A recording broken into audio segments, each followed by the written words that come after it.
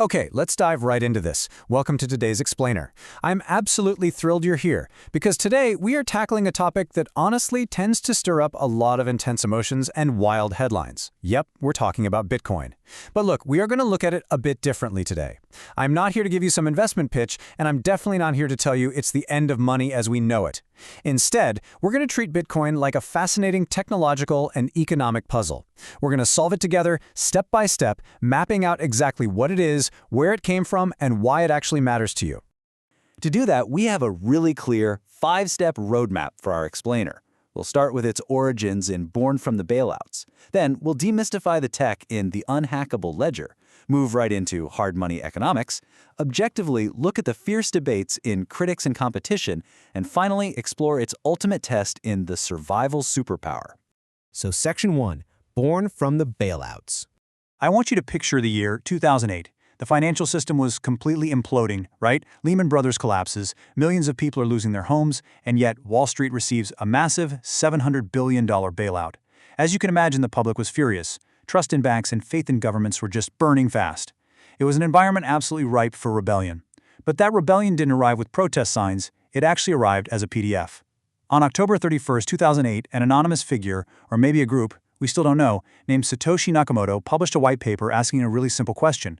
What if we had money, but absolutely no banks in the middle? By January 2009, the very first Bitcoin block, famously known as the Genesis block, was mined. It was essentially this math-based middle finger to the traditional financial system. Now, for months, it was just a nerdy experiment. That is until May 2010, when someone decided to trade 10,000 of these magic internet coins for 2 pizzas. Fast forward to today, and those 2 pizzas would be worth over $600 million. Literally, history's biggest financial revolution effectively started with a takeout order. Moving on to Section 2, the Unhackable Ledger. So, to really get this, the absolutely crucial point is understanding the blockchain. Imagine a notebook, but it's not sitting locked away in some bank vault. Instead, it's copied across thousands and thousands of computers all over the earth.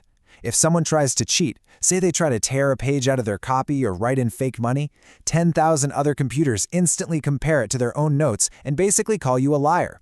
To fake a single transaction, you wouldn't just need to hack one bank. You would literally have to simultaneously rewrite every single copy of that ledger around the entire globe at the exact same time.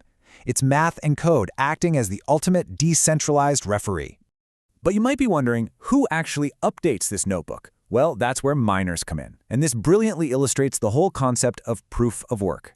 Instead of people with physical pickaxes, miners are actually computers competing in this massive global math race. Step 1. They race to solve a wildly complex cryptographic puzzle.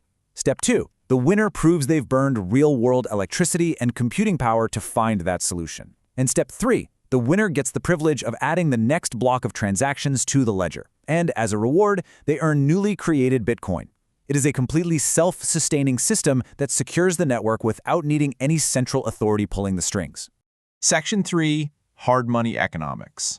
You see, unlike dollars or euros, where a central bank can just say, oops, we need to print more money, Bitcoin's supply schedule is entirely predictable. It features this built-in mechanism called the halving.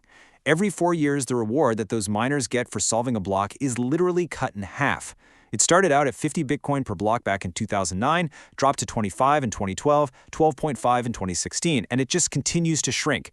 It's kind of like a pizza being shared with an ever-growing family, where the slices just keep getting smaller and smaller. And all of that beautiful math leads us to this single foundational number, 21 million. That is it. That is the absolute hard cap.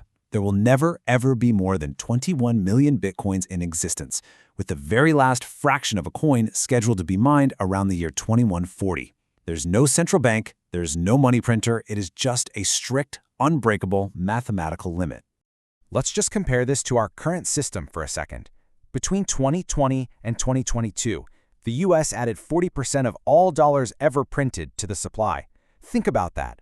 When governments print money to fix problems, the money already sitting in your pocket buys less. Your rent goes up, your groceries go up. But during that exact same period, because of its strict code, Bitcoin's inflation rate actually fell. This completely flips the script on traditional spending. In a world of easy money printing, proponents view Bitcoin as hard money. It inherently encourages long-term thinking and saving, simply because you aren't fighting a constantly diluting currency. Section 4, Critics and Competition. Okay, let's start with the people adopting this tech. We are well past the days of trading for pieces. El Salvador actually made it legal tender. Citizens are skipping massive remittance fees, and the government is quite literally using energy from volcanoes to power their Bitcoin mining operations. It's wild.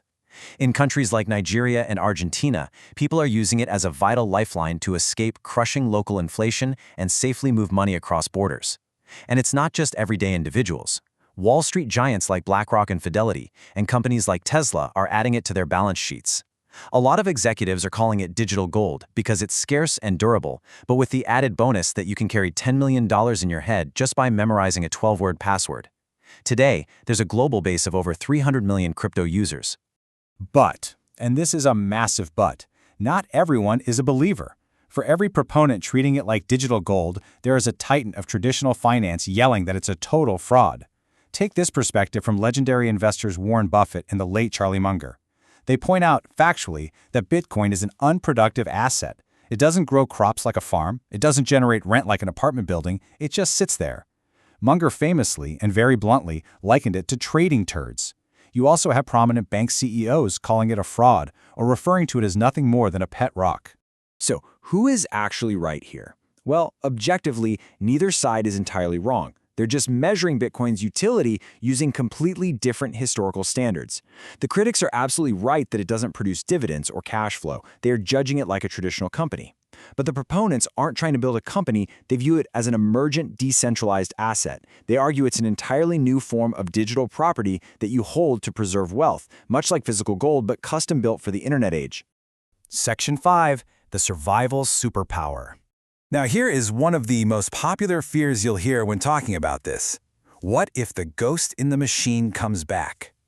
Satoshi Nakamoto lit the fuse and vanished, holding an estimated 1 million bitcoins. That's almost 5% of the total supply. What if Satoshi returns tomorrow with a flash drive and tries to hijack the system or change the rules?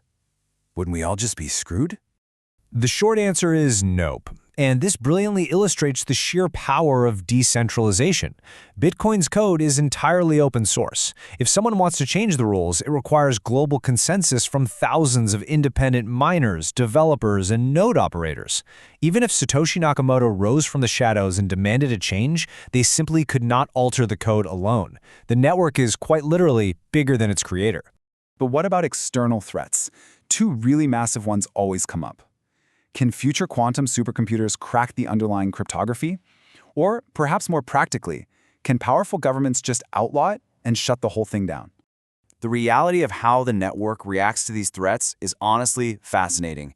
Regarding quantum computers, while they are definitely still in their infancy, Bitcoin developers are already working on quantum-resistant upgrades to the code, just in case. And as for governments, well, they have certainly tried.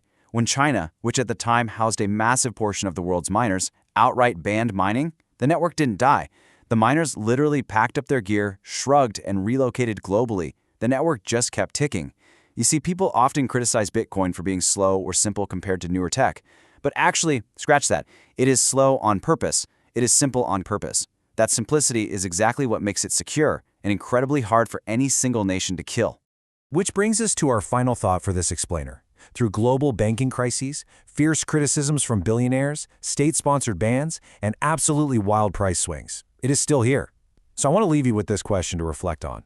Is Bitcoin's true superpower not technological perfection, but simply its relentless ability to survive every single test thrown at it?